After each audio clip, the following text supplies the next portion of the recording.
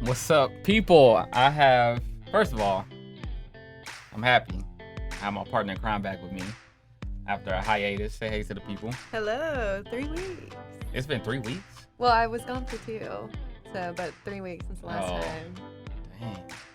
It was Catch the the Song people- Association. Song Association was the last one. Yeah, That feels like a month month ago. ago. Yeah. crazy. This is what we say this on the podcast all the time. This is the longest, shortest year. Oh, the longest. Yep, facts. The longest, shortest year in history. Yes. Tell the people how you've been. What's been up with you? Craziness. I know you mentioned it a little bit on the last podcast, but I Mhm. had some health scares in the family that thought it was COVID, but it wasn't COVID. But I guess it really just put an idea in my mind, like this thing is serious. Yeah. It's funny because I always see a bunch of people that are like, the pandemic's still going out, but it's the same people who are like in the bars every night, you know. Just places that look it like really they have humbled. COVID there. Yeah, well, it like humbled me for sure because I was like, oh, you know, we can get through this. And then when you have a family member who, like I said, he luckily didn't end up having COVID, but had double pneumonia, you're like, okay, well, time to be more cautious. Right. So. You know, maybe it's not that important. Yeah, Tonight. maybe I should stay inside. Yep. And Till another thing, 2021. when it's that close to you, then that makes you realize, like, dang, okay, I could get this easily. Like, Oh yeah. somebody I'm with, like, often. Especially because I know everybody feels the same that within like the last month, everybody knows somebody. Everybody knows somebody that And has the COVID. number of people that I know continues to increasingly, rise at rise at an increasing rate. There you go. well, at a fast rate. I don't know where I was going. Yeah. I had 6 thoughts at once. We got it, though. We Yeah. got to the Okay, we're destination. good. All right. For our positive news segment today, we have another story from Good News Network. This sweet family-style restaurant has no prices and feeds anyone in Alabama. So, there's a little restaurant in a small Alabama town where there's no cash register and no prices, just a whole lot of soul and soul food. At Drexel and Honeybees in downtown Brewington near the Florida border, the menu changes daily, but there's always a hearty selection of southern dishes to enjoy. Fried chicken, cornbread, and collard greens often show up at lunchtime from Tuesday to Thursday. What makes this place special? Unending southern hospitality. No matter how down on their luck a person is, they never have to worry about having no money for their lunch. Once you finish your dessert, a blueberry cobbler perhaps, you just leave whatever you can in a private booth near the restaurant entrance, even if that's just a handful of coins or a little thank you note. The owners, a husband and wife team, Freddie and Lisa Thomas McMillan, make no profit from their restaurant. 100% of the donations go back into serving people food. So what do they get from all this? Joy. They say there's a real joy to knowing that their customers leave with a full stomach and a full heart, and the understanding that you are loved and worthy of love. Lisa always has had a big heart. Throughout the years, she's run a food bank. She's opened her home to the needy. She says it may have started in second grade when she learned a powerful lesson about sharing from a little girl who always had a better sandwich, but shared it happily with Lisa in a daily tray for some of her peanut butter and jelly. Feed the need is our mission statement, Lisa told GNN. Whatever needs people have, if we can help them, we will. Of course, the pandemic has made running a restaurant a little more tricky in recent months, but this hasn't stopped this generous Alabama family from doing what they love. The end of June, we figured out a way to do to-go orders and keep everyone safe. It is working out very well, and we feel so proud to be able to do what we do with COVID-19 affecting so many people. When my husband and I opened, we agreed to put a portion of our retirement back into running the restaurant. As you can imagine, donations are down, but we will continue to try and be of service to all the people that come to our door. Shout out to Freddie and Lisa Thomas McMillan, man, because who is doing that these days? Like, these people are making no profit Off of it whatsoever. from the restaurant, but are feeding people who need to be fed. It kind of remind me of like back in the day when you always had that one lady in the neighborhood that you can go eat at, like, you know. Yeah, no, really. Or like Yeah. the best friend whose mom made like lunch for you as well. Facts. My mom would be like, grab a Diet Coke, get something in the line if you have the coin for it. Facts. So shout out to Freddie and Lisa Thomas McMillan. That is literally the definition of paying it forward and being just a good person, man, which we need in the world today. And you will see how much we need it when we get into these hot topics. So Kamala, that's right. I said it right, Kamala. Kamala. All right. Kamala Harris is the vice president nominee for the Democratic ticket. This came with a lot of splitness. Yeah. Especially with the African American community. Because some people are like my grandmother, for instance, you know, this woman graduated from an HBCU. She's a black woman, first black woman, an Indian woman to be in this position. So there's history there. So people are happy about that. But then there's another segment of the population, like my dad, people like him, who would say she's locked up so many black men and women, sometimes unjustly, allegedly, that just because she's black doesn't mean that, you know, I should be happy about the nomination. So things were very split, and I don't even know how I feel specifically about it. Do you feel like he chose her to, given where we are this year and trying to make a change and everything, do you feel like she was chosen just so he would look better? I feel from a political viewpoint, she was if he wasn't going to get Michelle Obama to be vice president, then she was really the only option he had to win, because she's bringing in so many different demographics of people. So but does he genuinely believe in the stuff that she stands for is the question. Which brings me to my next point I have in my notes. All right, and this is the reason why people tell me all the time, you know, Kyrie, you know, you'll be a good politician. I'm like, I want nothing to do with politics at all, especially at that level, maybe a local level. But at that level, it's too much. You can't really be true to yourself because you got this organization in your pocket, you know, hey man, I have $5 million for you if you say this, that, and that on the campaign trail. Yeah. And just look at this hypocrisy, man. Okay, when they were running against each other earlier in the year, she or said last he was year, horrible, wasn't she said, okay, so he had these women accuse him of sexual harassment and all this. She was there on the debate stage. One of those debates was in Houston, by the way, at TSU. Yeah, so she was there on the debate stage saying that she believed all these women, believed all their accusations against Joe Biden, and she also called him everything short of Jim Crow. So I'm like, how do you go from, like, this guy is a pervert and a racist to being his right hand? Yeah, I'm his right-hand woman now. Yeah. Like, how do you make that transition?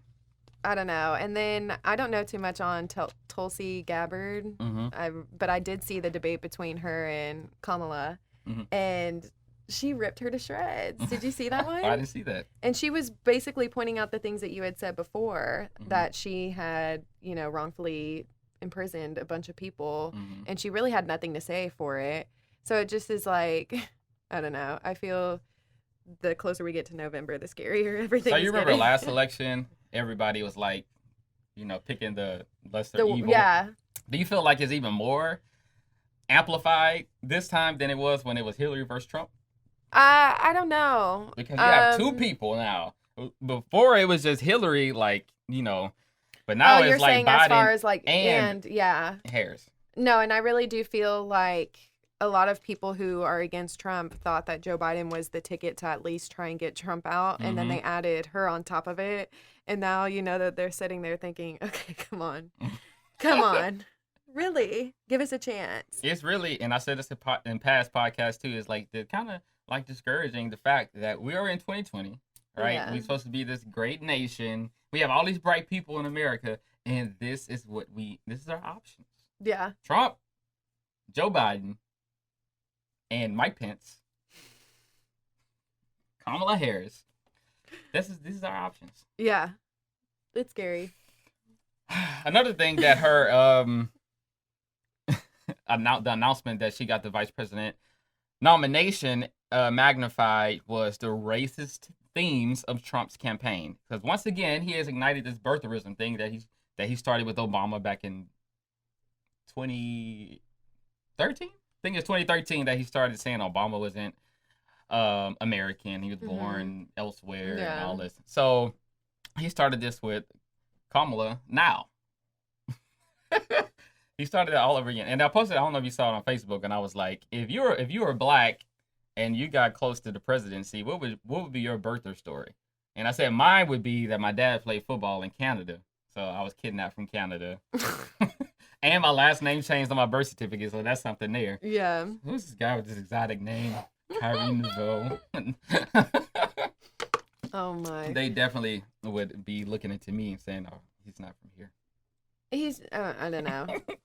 It's kind of like this isn't really. I mean, he's just pulling everything out, but it's frustrating because given like the environment that we are in right now with everything going on, it was like within an hour that they had announced her as VP, that he had all these, social media packages across all platforms, just talking, a load of crap. And it's like, where was the urgency and the timeliness for COVID? And he seems to have no time for COVID. No.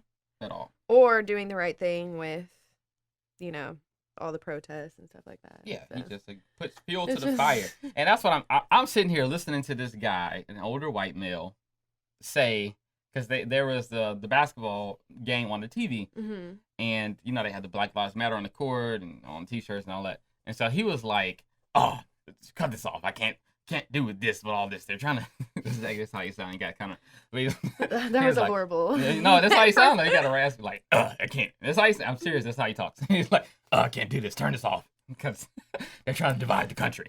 And he is like a Trump supporter. So I'm like, all these Trump people saying like, the media, all this propaganda, Black Lives Matter propaganda is dividing the country. And I'm like, how can you say that when you support who you support? Because there's been the more divisive president in the history of the United States than President Trump. Yeah. Period. Like, look, the other thing, his whole campaign has been centered around creating a fear of otherness in the hearts of his base, white Americans. Like, that's his thing from the start. From when in his mind he knew he was going to run for president, he started that birther thing about Obama saying there's no way Obama could have wrote his autobiography. There's no way Obama really graduated from Harvard. He's been discrediting. He's talking to his base, because that's what they want to hear. So just the other day, this is what he said. So it's funny because the stuff this man says. He said suburban housewives will vote for me because I am basically desegregating their neighborhoods. No. Not desegregating. No, basically, no, not desegregating. He said, I'm basically segregating their neighborhoods again. Okay, I was because about to, Obama and Biden passed this bill for more like, integration. And so he's trying to undo that with everything else that Obama has done. But he's trying to undo that. So basically, if you read between those lines, this is what he said. If it wasn't, polished, this is how it would read. Suburban housewives will vote for me because I am keeping blacks and Mexicans out of their neighborhoods. That's exactly what that meant when he said that. And this is the president of the United States. Suburban housewives will vote for me because I'm keeping crime down. I think and keeping the he's Negroes realizing and the Mexicans out. That his I don't even want to say fan base sounds so weird. His audience. It is a fan base because they go hard for him. No, they do. But they love to get riled up. So he does stuff that he thinks will get people. Yes. Will have people. It's never like if he knows that it's going to possibly not get a full on like hoorah from them, he's not going to do it. At all. And I think, that's not me giving him any credit whatsoever, but he genuinely just talks out of his ass. He runs his presidency like a cable network. Like, he goes directly to his base. Like, that's it. Just these segment of people, that's what I'm focusing on. But if you think about it, now that you've said that, that's what his life was before this, was cable television. So why do we continue to, I don't know. You want to say you're not shocked, Oh, and then he good, does Jeffrey. something, and you're like, somehow I woke up still shocked. Speaking of still shocked, we still on Trump. So the USPS is under attack from Trump also, and this is, and you see, like, have you seen the images of, like, they're like literally taking the The you know what I'm saying? What is it?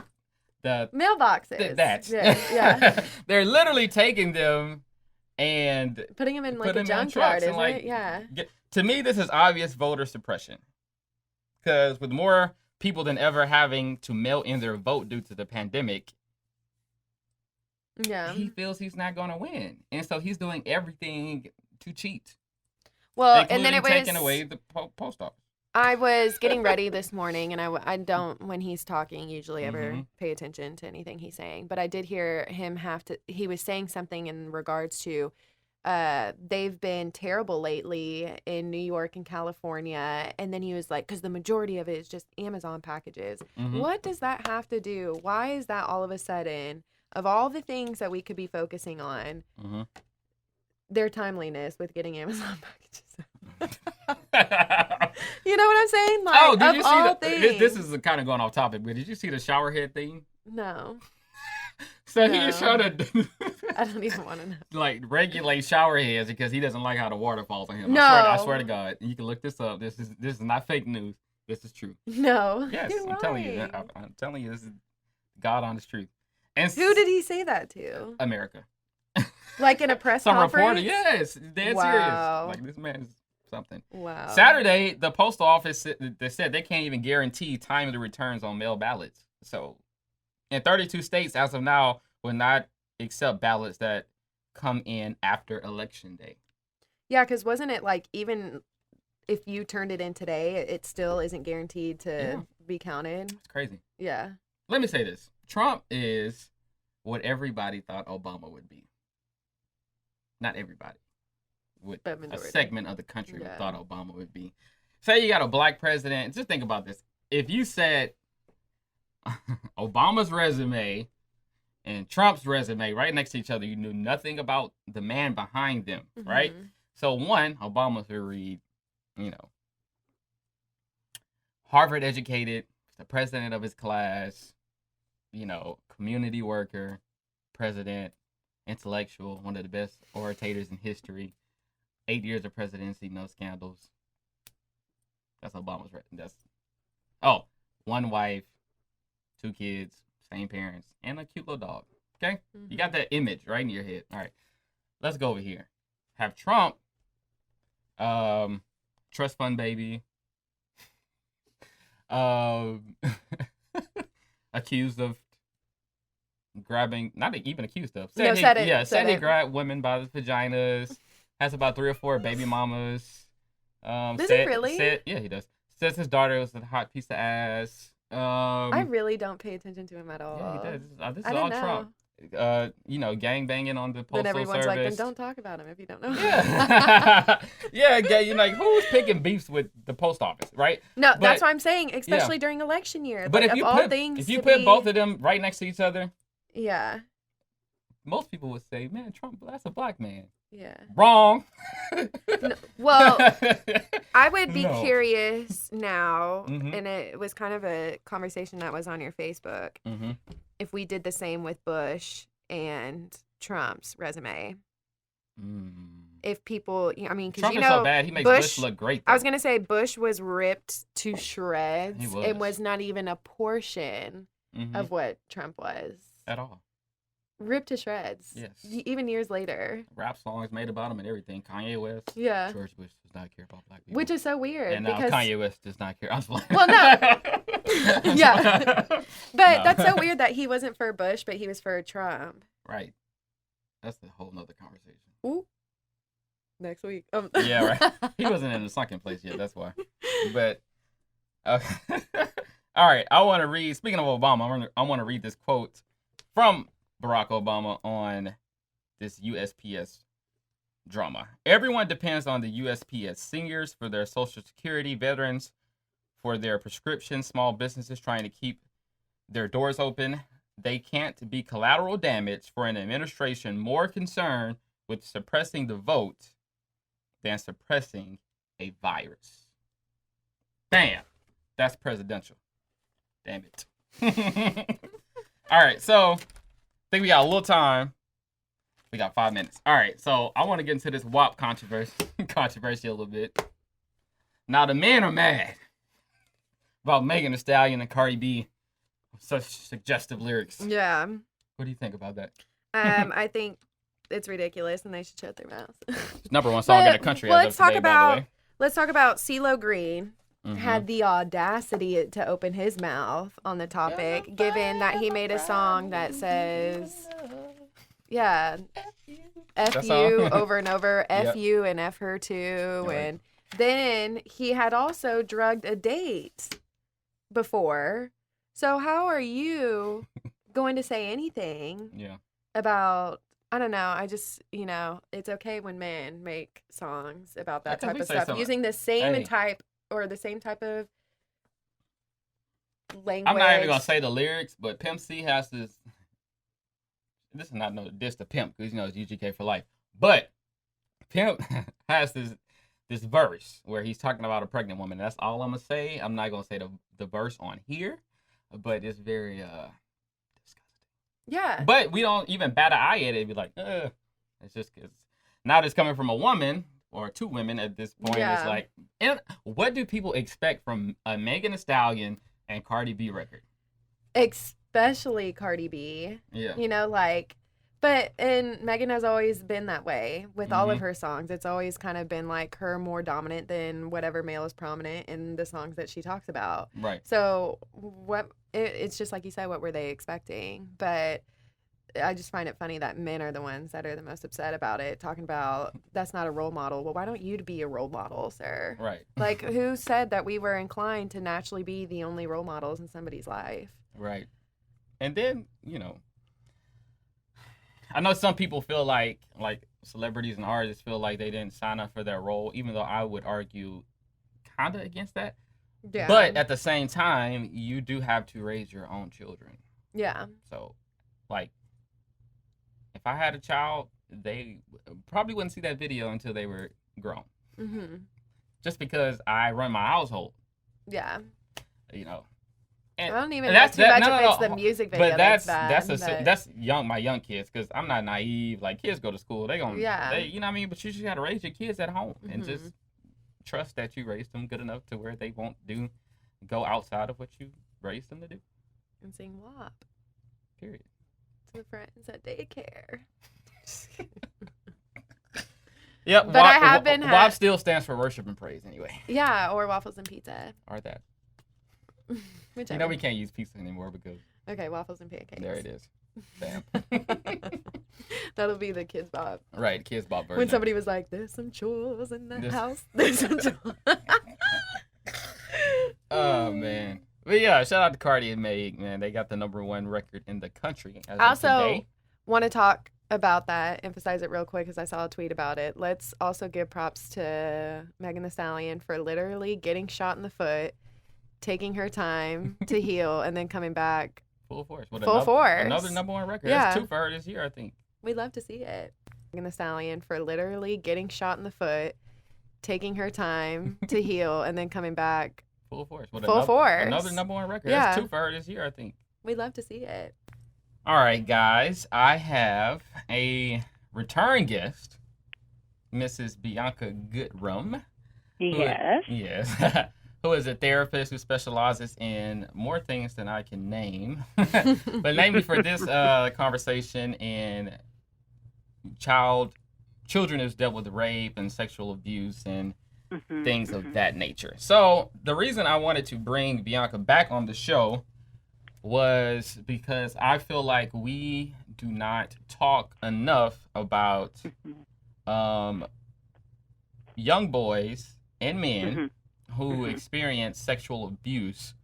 I feel like most of the focus is on girls and women when it Mhm. comes to that topic, and I feel like Mhm. there's like an other side of the Me Too movement Mm-hmm. that Absolutely. we don't discuss. So I want to give a little bit of a background onto how I got this initial idea. So I was, ironically enough, I'm watching DMX and Snoop Dogg's versus battle on Instagram. So I say this is ironic or funny because this is like hyper masculine environment that was going on. You know, it's songs like, you know, uh if my boys can't hit, no, you know, it ain't no fun, and you know, DMX and his songs like what these bees want from a, you know, all these songs like hyper masculinity going on in these rooms. But at one point DMX broke out in this freestyle, and he told a story about how when he was 13, he had sex with a woman who was 36, and because of that, he couldn't really control his sexual habits even till this day.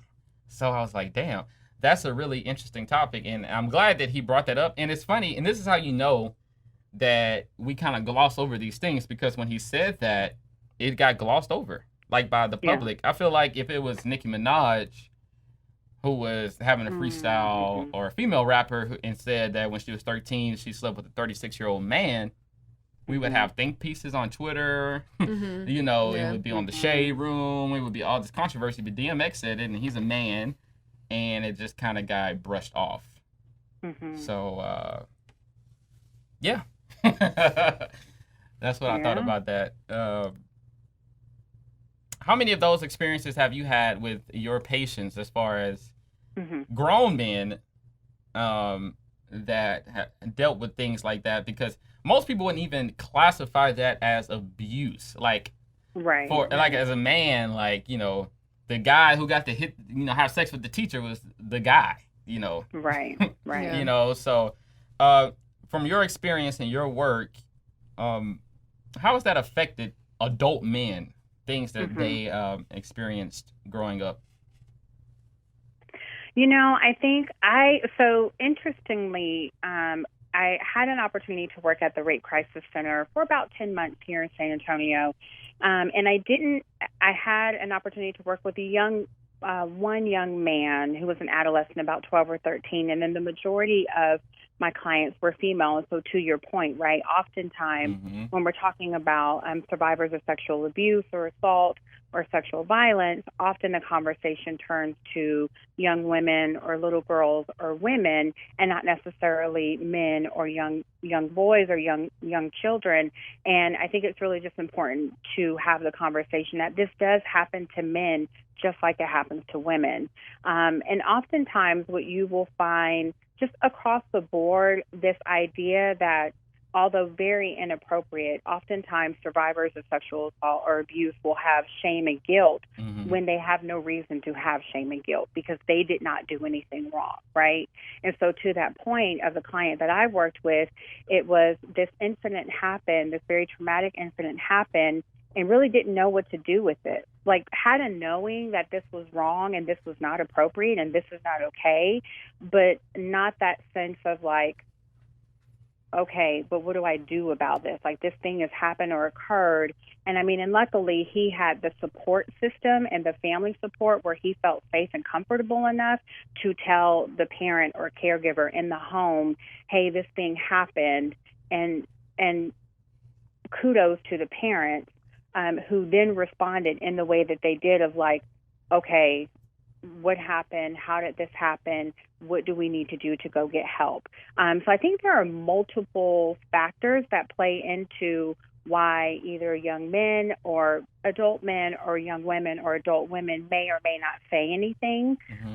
But to your point, again, that kind of, we live in a double standard world, right? Men can be, sexual beings, and they can, kind of do this thing and sow their wild oats, quote unquote, not how I personally feel about it, but Right. in the larger society, those are kind of the messages that young men and men are given. Whereas women, it's, well, you're supposed to be contained and put together, and you are supposed to act a certain way and be appropriate. And if you wear this, that is, and if you wear a certain thing, it's promiscuous and that's wrong. And so I think these messages get sent, and it makes it really difficult for young men and men, I would imagine, to then feel like, well, was this really wrong, or is this just what happened?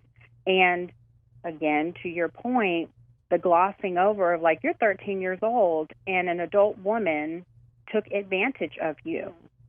Right. That is sexual assault. That's rape. That's not okay, you know? And like, to your point, if it was Nicki Minaj or another woman, if it was a woman, we would be screaming like, how did somebody not say something? Or how did somebody not know that this was happening? And I think there's just a real double standard, even though there should not be across the board. If things are happening in a home, in a relationship, and they're not two consenting adults, it's not okay. Right.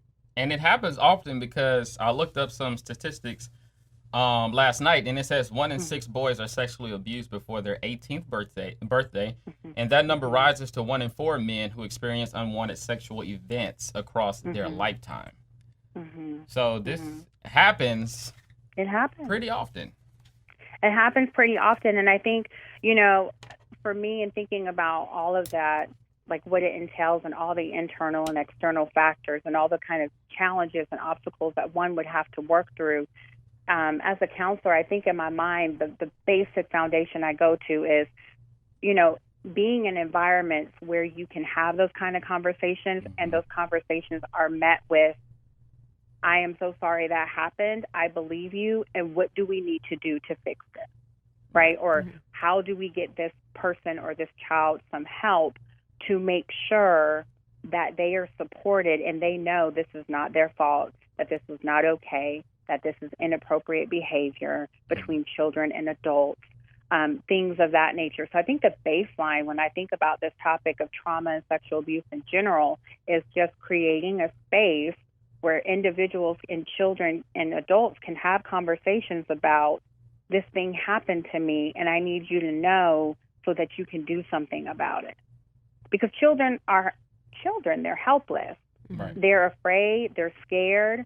Well, what does this mean for my family dynamic? I mean, they're not thinking about this in the adult capacity that we can. But, you know, 4, 5, 6, 7, 8-year-olds, they know, like, well, they have a knowing of, well, how is this going to look different? Or will mommy or daddy be upset? Or will the adult in my home be mad? How will this change things? Was it my fault? Did I do something wrong? I don't want to make anybody mad. And we can feel that as an adult. Can you imagine how much more that may be for a child? Right. And if they don't have the environment where they know they can say, hey, this thing happened, and the person's going to believe them, that makes it even more difficult. And so I think oftentimes, you know, children, men and women, adult men and women, when you're talking about trauma and sexual abuse and violence, they're suffering in silence, oftentimes, and it's not fair, and we don't want people to have to suffer in silence if they don't have to. What do you think is the best way to go about that in regards to boys and young men? Because, like you alluded to earlier, from a young age, we are, as men, so bombarded with all these images and all these quote-unquote expectations of how we're supposed to act and be like. Because, like I said earlier, you know, at 13, it would be in some communities or families, you know, to say that you were 13 and got to sleep with a 36-year-old would be like a bragging right, right. to right. some That's people, true. right? So with all of these social pressures on men or males, what is the best way to go about getting somebody to open up? Because it's like a little bit of embarrassment about it, you know. It's a pride thing that you don't want to open up about that because am I supposed to be feeling bad or am I supposed to be feeling like this is what I'm supposed to be doing? So what do you think is the best way to go about that? Oh, that's such a loaded question. And such a good one. You know, again, I'm going to go back to communication. Again, to the point of we grow up and as children, whether directly or indirectly, we are told stories and messages about how to behave, how to react. Little girls can cry, little boys don't cry. You know, girls are supposed to be dainty and can't be tomboys, and boys are supposed to be tough and strong. And unfortunately, you know, those are messages that then put these precious babies in a box, and then they feel like they can't go anywhere outside of the box they've been given. And so I think a really important way to help kind of cultivate conversation and create a safe space is to talk with young men or little boys about it's okay to cry. It's okay to have these feelings. It's okay to say something if something is happening to you. I think part of that also, too, is just like the education of adults who are in children's lives and helping raise them, whether you're a parent or grandparent, aunt, uncle, but really having honest conversation about, like, you're getting older, this is what happens to your body, right? Using the actual terminology for the body part so that kids are aware of, this is my body, that nothing happens to this body that if I say no, that's what that means. It means no, that people cannot touch me here, they cannot touch me there. And so as uncomfortable as that may feel for adults in children's lives, it's so necessary because it gives them permission to know that we can talk about this. And so if I find myself in a situation where I know I've talked about this at home, that it's not okay for people to touch me here or touch me there, that I can say, no, you're not supposed to touch me there. And or hope that the likelihood is if that something like that happens, that they don't have the fear of, no, I can tell my parent, I can tell my caregiver, I can let someone know something is happening to me, that it does not feel okay and I know is not okay. And so, again, I think it goes back to that communication of talking about the things that are really uncomfortable, having conversations about your body as a young boy, age appropriate, right? You're not going to go into this like full on anatomy and physiology, like, dissertation about a young man's body and he's 6, right? Yeah. But it's trying to find ways to communicate to your 4-year-old, 5-year-old, 6-year-old, so forth and so on, in ways that make sense to them and they developmentally understand, so that they're aware of what is okay, what is not okay, what is a boundary, what is not a boundary. And as they get to be young men, having those conversations with them very directly and talking about, here are the changes that you will have occur in your body. Mm-hmm. You can anticipate this happening. I almost regret saying this, but I'm going to say it anyway because I'm sure my nephew may or may not listen to this. But my nephew's 14 years old. Okay. And a couple of years ago, I bought him a book. And I bought 2, one for Grandpa and one for him. And, just for, hey, listen, like, we need to have this conversation. It's important for you to know your body is going to change. If you have questions, and it wasn't like you read a chapter, we read a chapter. It was, hey, look over this. I'm going to look over it. Your grandpa's going to look over it. And we're going to sit down and we're going to talk about it. And if you have questions, or I know this is uncomfortable, I know this is awkward, but this is what we need to do, because I want to make sure that you understand what is happening and that you're prepared and that you know what is appropriate and what is not appropriate for your body. And if for nothing else, for the sake of, if something's going on with your body that doesn't seem normal, that you can catch that, right? It's not so much about trying to be awkward with you. It's also, if there are things you see happening, or, things like, let someone know so that we can figure out how to be helpful to you. So to have an awareness of your body, to know when you're good and when you're not good.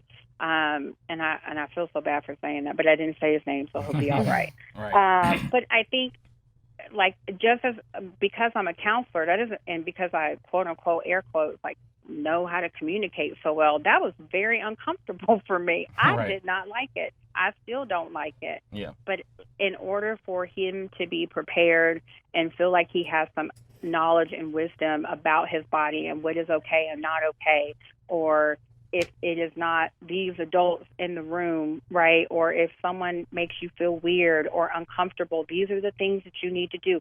Here are the numbers you need to call. This is what you need to know. And I just think it starts with having an open conversation and be honest that it's weird and it's uncomfortable. But the alternative is kids not having a safe space to know that they can tell the truth about a thing or say a thing that's happening to the people that they love, Right. DMX said that experience affected his sexual relationship with women Mhm. moving forward. I hear a lot of women who have gotten, raped or molested Mhm. say that caused them to move into quote unquote like being promiscuous. Can you Mhm. give us like the science behind that? Like, why does that lead to this in some cases? Well, I think that's a really great question. I think the Mhm. most important thing to know is that trauma affects everybody differently. Yeah. And so when you have a traumatic event happen in your life, your mind, body, and spirit, if you will, are going to react to those things very differently. So you and I could see the same car accident or have the same experience in the mall if there was a shooting or something of that nature, and walk away with completely different trauma reactions and responses to that, just by virtue of us being who we are as people. And so I would vouch to say that, I had clients of mine, mainly females, that maybe there was a higher level of promiscuity Mm-hmm. behind their action after being assaulted or raped. And some of that for them was very much just this feeling of, I'm not worthy, right? Mm. Someone essentially violated my entire existence, didn't ask me what I wanted. I said no, and what I said obviously didn't matter. So now I don't matter. So whatever I do at this point doesn't matter because my body is just that. It's a body, Right. right? It's just something that people get to use and abuse when they want.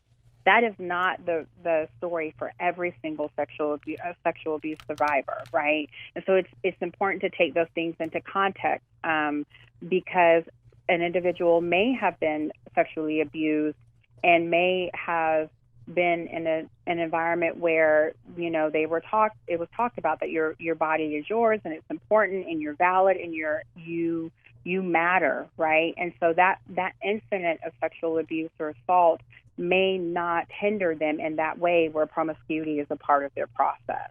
And the same can be very true for men. Again, that idea of, well, I'm 13 years old and she's 36, and in that environment for him, maybe it was, kudos to you, good job, right? As opposed to, wait, that was very inappropriate and that should not have ever happened, but I'm not going to say anything about it or think it's a big deal, so I'm just going to keep doing what I'm doing. And I think, again, it's all about perspective and just one perspective and disposition and demeanor about that that will take them one direction or the other. Because I've had clients, again, that have had multiple abuses or sexual assaults and are the very opposite. They are very isolated. It is difficult for them to trust anybody. They do not want to have, intimate relationships with people. The thought of it just makes them so fearful. And that can very well be the case for men who have been abused or sexually assaulted.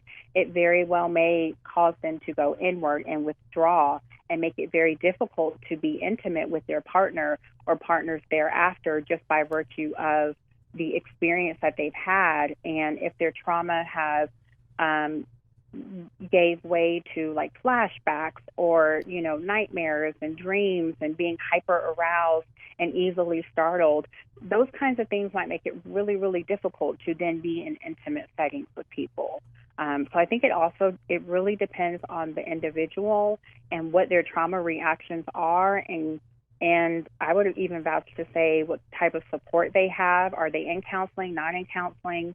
If they're not in counseling, do they have someone that they can talk to about these things so that they're able to have like a realistic or kind of a balanced thought process about this, in the sense of, this trauma happened, it was horrible, it was not okay, and I obviously need to work through some things, and I'm going to try to figure out how to put my life back together.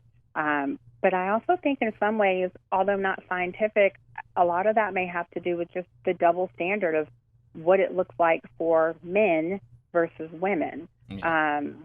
Because I don't know, I would almost vouch to say that if you spoke for him as a black man, is that still going to be the same for a white man or an Asian man or a Hispanic man? I think also too, culture may play a part in that, or just kind of influence that narrative a little bit. Right. Another thing I see with men specifically who deal with molestation at a young age is this confusion about their sexuality. Mhm. Mhm. Especially if they were raped or molested by a man. Mhm. Um, Mhm. then I see that confusion a lot. Can you speak to that and why that You know, is? I think it's just that natural inclination of like, oftentimes in the stories that I've heard, either firsthand or secondhand, the thought or the conversation of, well, I had my body had this reaction to a man. Mm, So what does that got it. mean? And it's like, well, it means that your body was having a reaction based on, feelings, and but not necessarily because maybe you're gay. And if you are, okay, Mm, okay. And that doesn't necessarily mean that you are, because you've been sexually assaulted. Our bodies have a physiological response to things, right? When we hug someone, our body has a reaction to that, not necessarily like in a sexual or intimate way, but that we have a level of warmth, or it makes us feel good, or our happy endorphins go up, right? Same mm, thing like with something like exercising. We have very high endorphins that makes us feel good, feels like we could do anything. Your body has a physiological response that we don't control. That's just the body doing the body's work. You are in, and regardless, and the body doesn't know that this is assault, and that this is, sex. Your body may have a reaction depending on how that process is happening, if it freezes or it fights or it flights, mm-hmm. based on the demeanor of the person, the disposition, and how they're reacting to you. Your body will then react of like, oh, this is not a safe thing, let me have a reaction. But your body may not always do that, and I think it goes to those fight, flight, or freeze. Sometimes your body will fight the thing that is happening, that event itself, and it will drum up enough to fight and kick and scream and do all the things that you think you need to do, can do, to keep your head above the water and survive, right? Some of that is flight. Some people can flee a situation, but that's not going to be the case for everybody. And some people just freeze. Their body does not know what to do. It basically shuts down, and for all intents and purposes, it just kind of like it's like it just falls, if you will. And so I think it's just important to remember that your body is having a reaction to something, whether positive or negative, and your body is going to try to determine to the best of its ability what it needs to do. Mm-hmm. But just because that may be the science behind it doesn't necessarily mean that that's going to be what will happen every single time. And so oftentimes individuals will say, why didn't I just fight back? Yeah.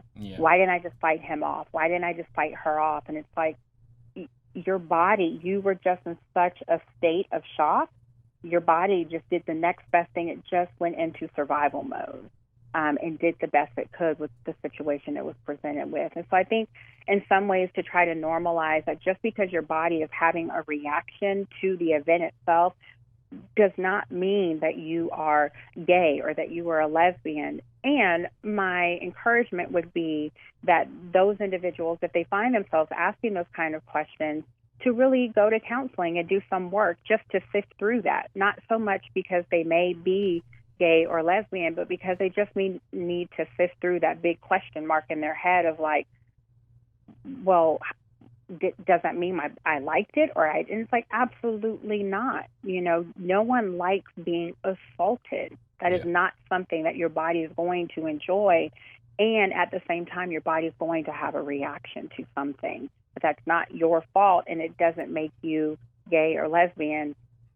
That is just the parameters in which the event was set up. Does that make sense? It makes Mm-hmm. total sense. Yeah. It's like your body is having a reaction to the feeling, but Yeah, not to the the person feeling behind the of, but feeling. not Yeah. necessarily the person. Yeah. Right. And that's the thing about trauma, the triggers of, sometimes people say, well, why do people react that way? Well, trauma, your brain doesn't know the difference between grief trauma and the loss, a tragic loss, or a car accident, or sexual assault or abuse. It just knows trauma. It knows something is happening that I do not like or my body is reacting to. I need to figure out the next best thing to do. And so those trauma triggers can be anything that can trigger a person. And sometimes it takes a while for those triggers to show up for people or come up for people, because they may have packed away that trauma or that event so far back that they haven't even thought about it for years. and to your point, can gloss over things.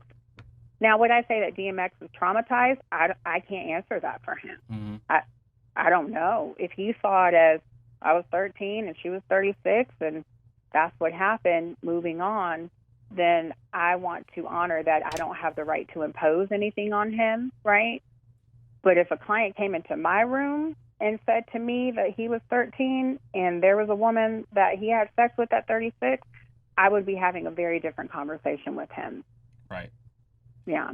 But I don't, I don't ever think I'm going to meet DMX, so I'm never going to get to You ask never him know. that He might hear this podcast and be Right. like, well, find me and Bianca I might Goodrum. need I to need be her careful number. too. Watch my words, but Yeah. but yeah, I don't want to impose that on him because that was his experience. But I also don't want to take away from those who could hear this and hear that and think, well, no, but that happened to me and that was not okay. And it's like, and that is absolutely accurate and true. And making sure that we can honor both sides of that, because the individual gets to choose what that story or that event, how they signify that in their life. So. Right. I want to ask one more question before I let Kelly get a question in. I'm sorry, Kelly made me laugh. But anyway, so you might not have the answer to this because it's a very broad question. Okay. Very, very broad because it might differ on specific cases. Mm-hmm. But what do you think is behind the culture that we have as far as men have, as far as having to have multiple women, that being the thing? And some people will say that men are natural hunters, so that's what we do. But I think it's deeper than that, because I think every emotion is connected to something. And I think that something might be plural, some things like insecurities or seeing a parent or a lot of different things that can lead to this culture that we built around quote unquote masculinity. Sure. I'm sure at some point, Bianca, I'm so tired of you circling back to the whole communication part, but I really think it boils down to, what are we saying to young boys and young men who become men? And what are we modeling for them? How are we modeling for them? How are we helping them make sense of the experiences that they're having? Because there's always two choices, right? I think of this, it's very layman's terms, but I think of like, a child falling off of a bike, right? There are two immediate reactions normally. The, oh my gosh, are you okay? Like, let me soothe you, nurture you, like pick you up, woo, woo, woo. And then the other, for some people, it's like, no, let them cry. It's okay. They're okay. Let them cry.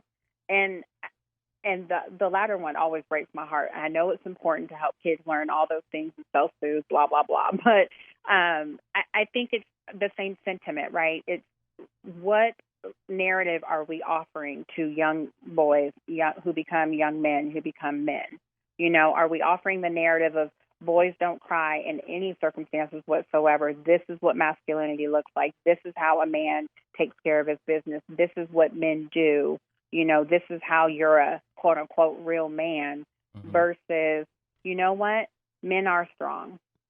Men do have strength. But you know what a strong man also does? He respects women. He opens doors. If he's having a hard day, he has a support or a tribe to talk to, his boys to talk to, or his partner, or whatever that looks like. Men with strength do cry. When they lose something that's important to them, or they deal with a difficulty or a pain in their life that they feel like is just unbearable, there is strength in crying. There is strength in not having to be strong all the time. And so I think it just depends on the narrative that we are opening up to young boys who become young men, who become men, and how we allow that to be developed to a certain extent. Because ultimately, right, you can do everything, and that man's going to be who they are, and you can have done everything right and checked all the boxes, and still, because of who they are, personality, makeup, all those things, they will be who they will be. And I'm a really big believer about attachment theory, and kids having strong attachment, and young men having strong attachment to either mothers or fathers or whatever adult in their life that is safe to help model for them and have various narratives of what a young man or what good men or strong men look like.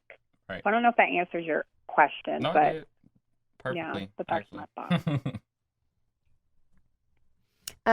I guess just listening to everything, I was trying to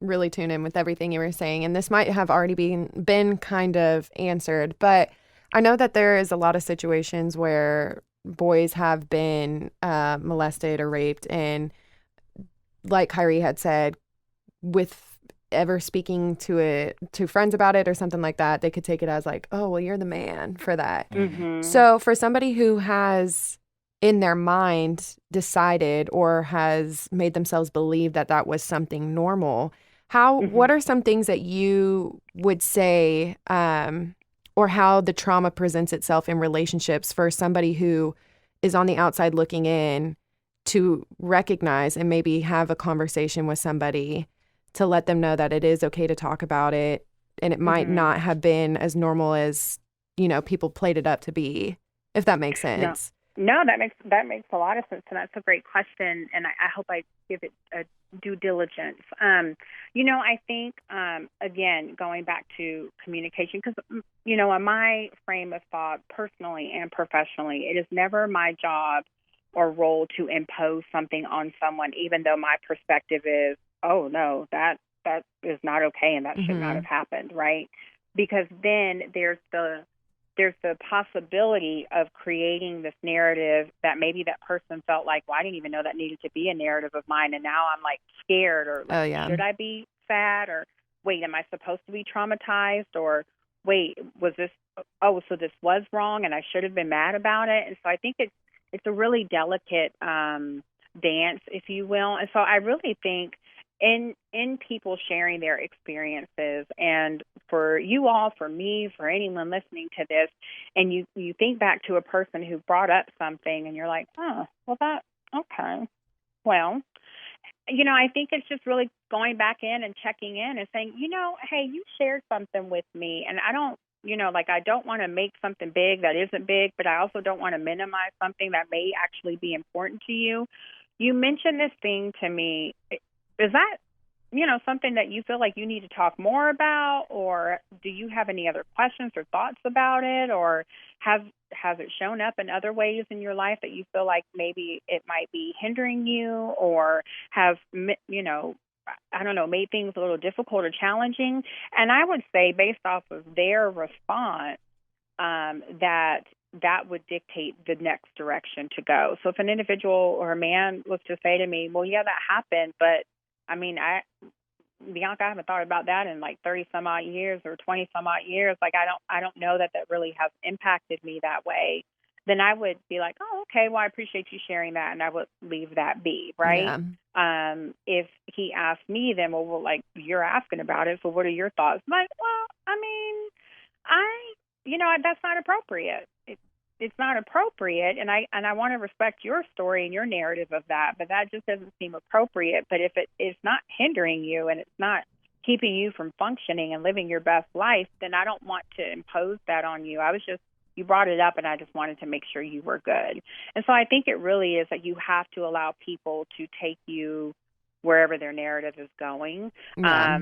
But for that individual that maybe is listening to the podcast or just in conversation and realizes, man, maybe that wasn't okay, or maybe I should go talk to somebody about this, if for nothing else, just to sift through it and figure out if it really is something that has hindered them or sidetracked them, or if there are things that they can recall to their mind of like, I might need to talk to someone about that, then I would encourage you to encourage them to do that. But I think it's really delicate, because I think sometimes just even in that work and working with females, very much if a client came into the room and her narrative was that she will not be called she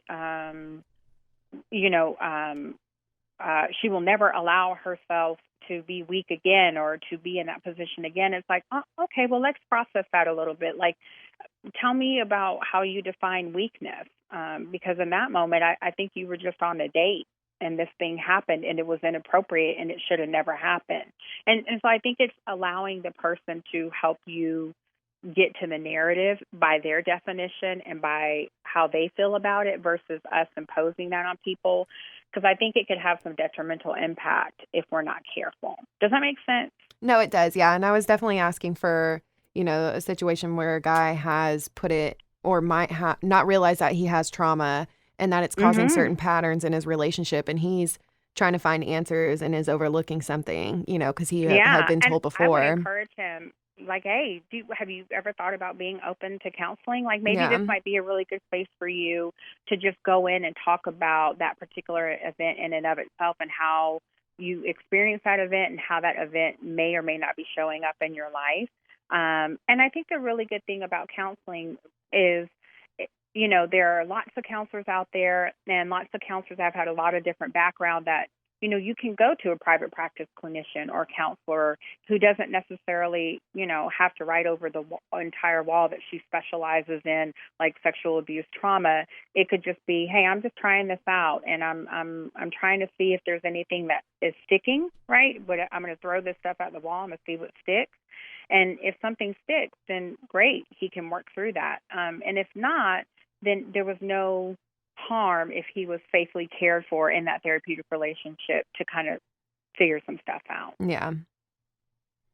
I hope that answered your question. You did, definitely. Bianca, once again, with the great insights and great information. Wow. I'm sure that the viewers and audience will get, viewers and listeners, will get a lot of great information from what you provided us today. Do you have any resources you want to provide to anybody who might need help in this area? I have just some general resources as far as just when thinking about sexual abuse and trauma.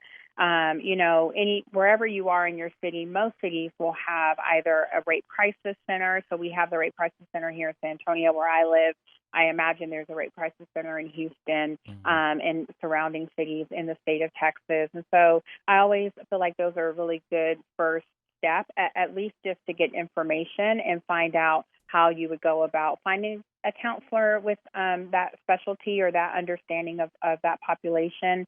But I also think, too, just thinking about children, oftentimes it might feel really, as it is, and it's okay, really scary to be like, oh, my goodness, this happened to my child, or having to take a child to a center like the Rape Crisis Center. But there are also child advocacy centers within each state of Texas. And child advocacy centers are really great places where, parents or caregivers can take young children, teens and adolescents, to have conversations about sexual abuse or trauma. And they typically will have forensic interviewers there and counselors and all just a plethora of mental health care professionals that can help them in the process to kind of navigate that a little bit easier, because it can be very overwhelming. And I would just encourage anyone who has had any, past trauma, no matter how long ago it is, if it feels like it's been, debilitating, or you're not able to function as well as you have, or you're seeing trauma show up in ways based on any sexual abuse or trauma you've endured, to just definitely reach out to either the Rape Crisis Center or, look things up online just to get an idea of who you can contact. And, of course, if I come across more, I'm happy to just send them to you, just so if you post them somewhere, people have access to it as well. But I would say if individuals, just want to go in and talk to somebody, get a feel for what the conversation may look like, or even know if this is something that they're ready to work through, I think those are really good first places, particularly for children with child advocacy centers, and then, children and young adults and adults with the Rape Crisis Center in the state of Texas. So. Right. Thank you, Bianca, well, for coming on. Thank you so much for the invite. I really appreciate y'all. As I was saying, they're taking a chance on me again. That's very nice. But we appreciate you, definitely. Thank you for Of having me. course. And I just wanted to say a quick shout out to Dr. Garcia. I had, she was very kind to extend the invitation when we came on the first time, and I sarcastically said to her, "Oh, I'm paying it forward. Do you want to come back on?" And she is very busy doing very important faculty things, but I told her I would give her a shout out, She has and that some good hopefully, things going on. yeah, the big things going on. But thank you so much for the time, and I hope it was helpful.